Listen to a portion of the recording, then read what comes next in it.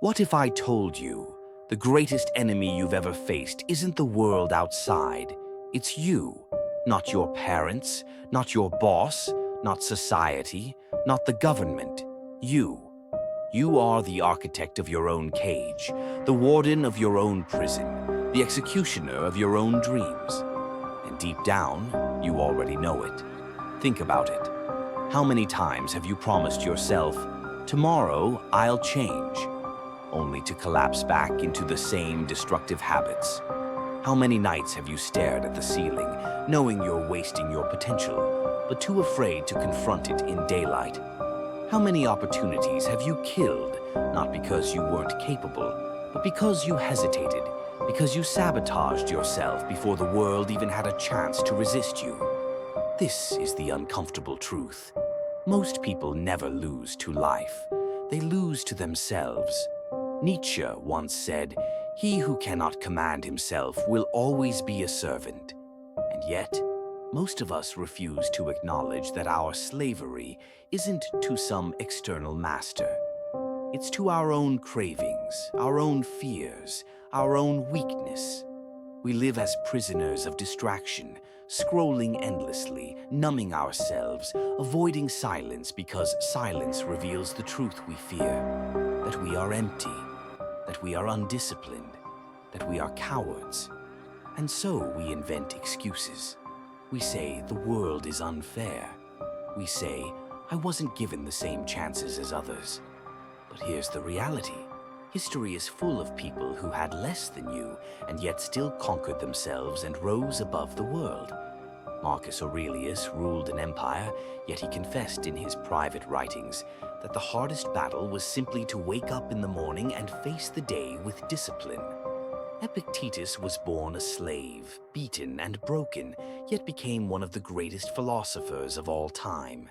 Even Bonhoeffer, standing against the horrors of Nazi Germany, reminded us that freedom is not the absence of restraint.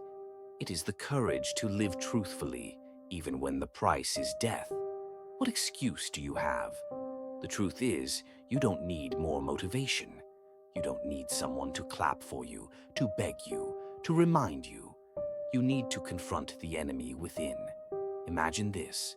You're standing in front of a mirror. But the reflection doesn't just show your face, it shows the person you could have been. Stronger, sharper, disciplined, fearless. The reflection looks at you with contempt. It says, "You had the chance to be me. You had the time, the resources, the freedom, and you chose weakness."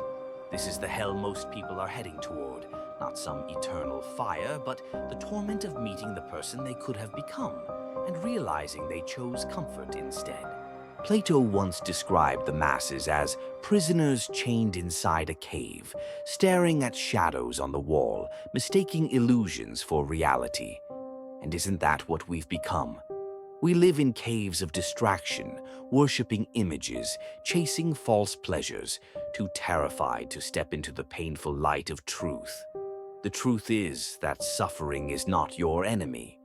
Suffering is your way out. Embrace the suck, the modern soldier says, because every hardship is a gate. Every moment of pain is an invitation to rise beyond yourself. Discipline is not about punishment. It is about liberation.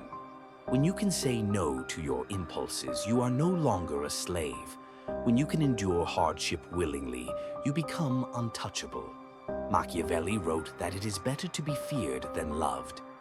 But the greatest fear, the only fear worth mastering, is the fear of yourself. Because once you conquer the fear of failure, the fear of discomfort, the fear of looking foolish, no power on earth can hold you down. But here's the twist most people miss. Discipline is not just about working harder.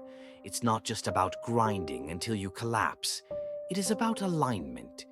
If you don't know who you are, no amount of effort will save you. You'll just run faster toward nothing. And so, the deeper question is, who are you without the noise? Without the distractions? Without the mask you wear for everyone else? That silence you run from, that is where the truth lives. And if you cannot sit in silence, you will never find it. Let me tell you something uncomfortable. Most people will die as strangers to themselves. They will live entire lives chasing shadows, working jobs they hate, distracting themselves with meaningless pleasures. Because the alternative, the weight of truly knowing themselves, terrifies them. Do not let that be you. Stop waiting for permission. Stop waiting for the perfect time, the perfect plan, the perfect mood. You don't need perfect. You need action. You need the courage to do what you know is right, especially when it feels unbearable. Because the longer you delay, the deeper your chains grow. So here is the choice before you. You can remain as you are, comfortable, distracted, enslaved, or you can step into the pain, the discipline, the suffering that will forge you into something unrecognizable. The path of freedom is not easy. It will demand that you face every weakness, every insecurity, every demon inside you. But if you endure it, if you fight through the nights of doubt, the mornings of exhaustion, the temptations of comfort, then one day you will wake up and realize you are no longer your own prison. You are your own liberation. And maybe, just maybe, when you look into the mirror, the reflection will nod at you with respect.